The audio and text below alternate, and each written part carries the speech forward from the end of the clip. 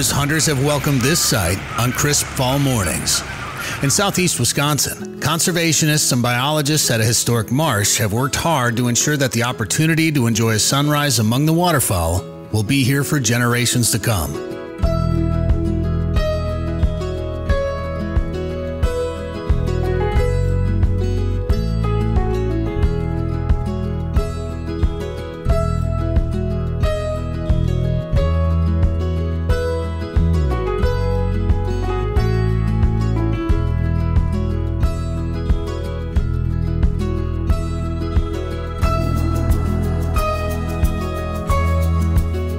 Horicon Marsh, near the city of Waupun, Wisconsin, is a wetland of international importance.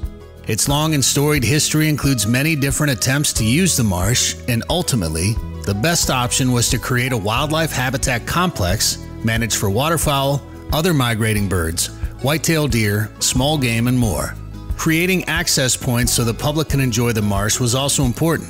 And today, hunters, trappers, photographers, and anyone else who wants to take advantage can enjoy the sights and sounds the marsh has to offer.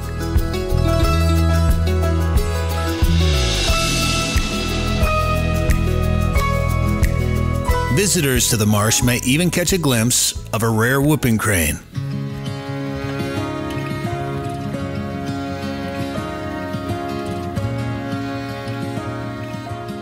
One of the few places that you're able to see a whooping crane on a regular basis in the country is here along the Federal Refuge in Horicon.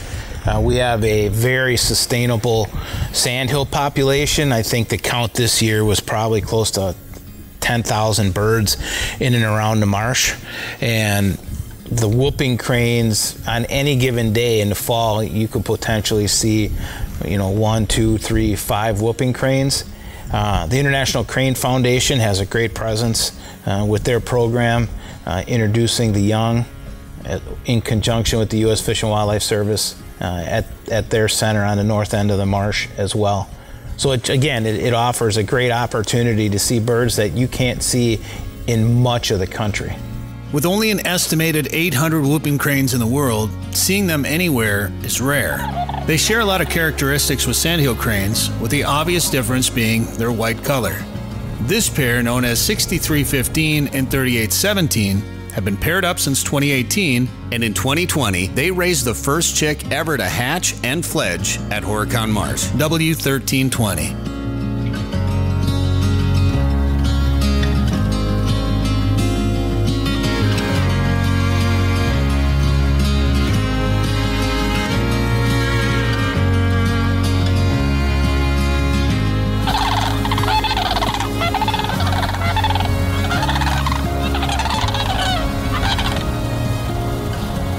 Horicon Marsh has also become a major staging area for the eastern population of sandhill cranes.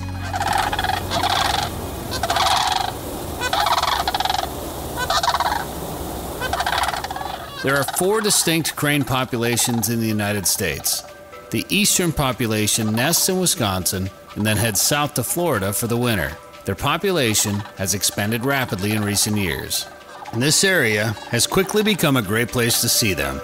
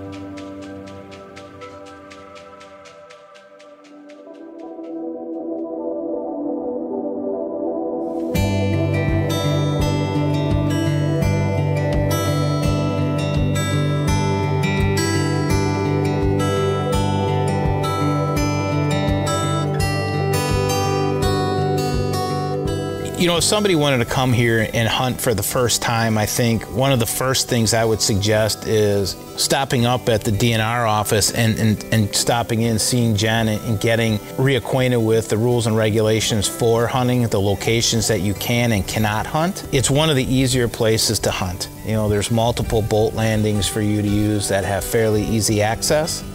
If you're coming to hunt on the marsh, you're going to need a small game license. You're going to need a state and federal duck stamp.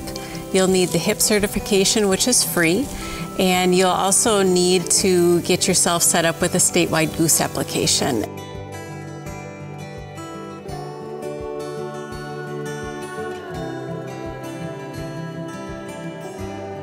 So our big draw, being a marsh, is waterfowl hunting.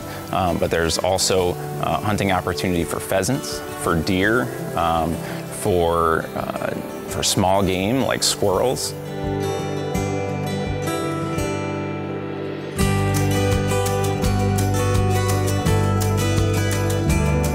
It's free for you to come walk and a chance to shoot pheasants in an area that doesn't have a wild pheasant population.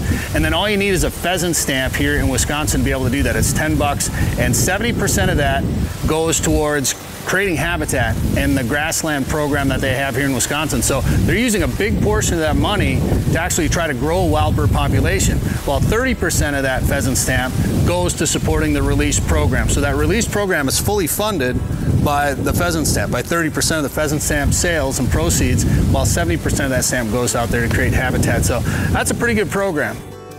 Our natural population of pheasants, or self-reproducing population of pheasants out here, is pretty small. So we release pheasants during the season once or twice a week. And then pheasant hunting is allowed during the early part of the season, is allowed until noon. Once you get past November 3rd, then pheasant hunting is allowed during normal shooting hours. Most of our hunting regulations follow the statewide regulations. Trapping is a little bit different. Horicon Marsh is a registered fur farm, and so a special permit is needed to trap out here.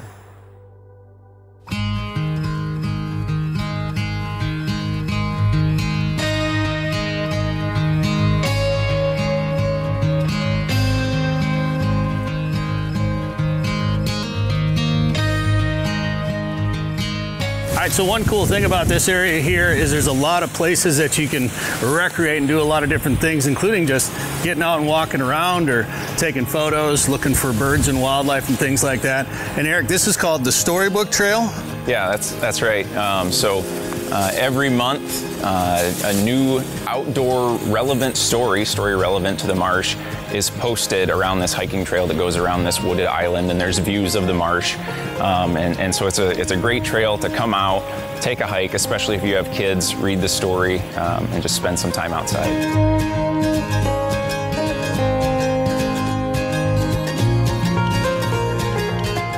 There's usually pretty good viewing of turtles along here, ducks during migration, marsh wrens, blackbirds, cranes. We have 2 photo blinds on the property, one here and one just to the north on the Bach-Huber impoundment.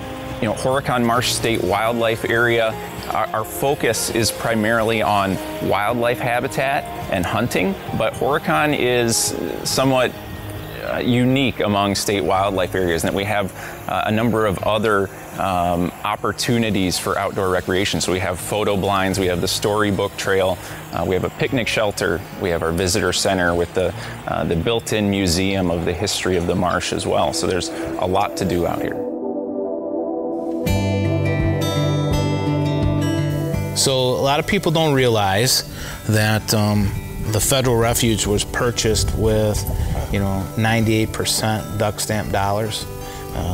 The state portion of the marsh, when it was purchased, again, hunters played a large role in purchasing that piece of property as well.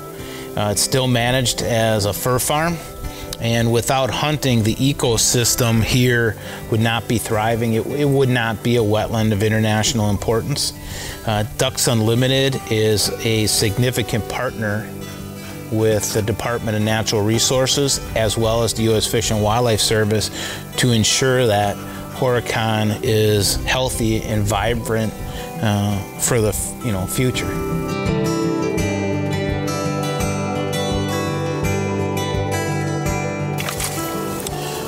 So marsh geese here in Wisconsin, it's kind of unique. They were designed to walk in and across the cattail marshes from the Lake Winnebago system down in through Horicon along the Rock River. And what it is, it's basically a long wooden cross-country ski with a high bent-up tip to kind of ease you through the cattails so you don't get hung up.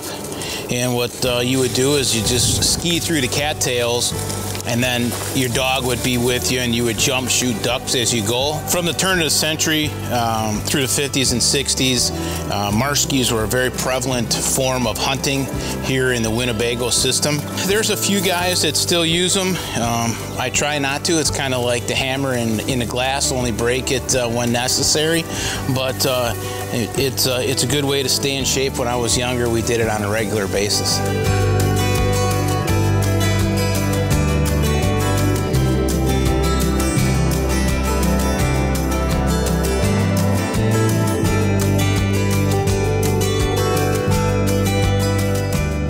Visiting Horicon Marsh in the fall can be a great time to see migrating birds. A stop at the 3 visitor centers at the marsh, including the National Wildlife Refuge Office, the Wisconsin DNR Visitor Center, and the volunteer-run Marsh Haven, can add to the experience and be a great place to bring the family. The interactive Explorium allows you to learn about the history of Horicon Marsh before exploring the various trails and overlooks. A stop at the floating boardwalk off of Highway 49 on the north end allows you to immerse yourself in the cattails. This is located just a few miles east of Waupun, a great starting point for your adventure. Waupun has lodging options, restaurants, grocery stores, and gas stations. They even have a place to bring the kids for ice cream. To plan a trip to Horicon Marsh, visit the websites listed on the screen or use this QR code to learn more.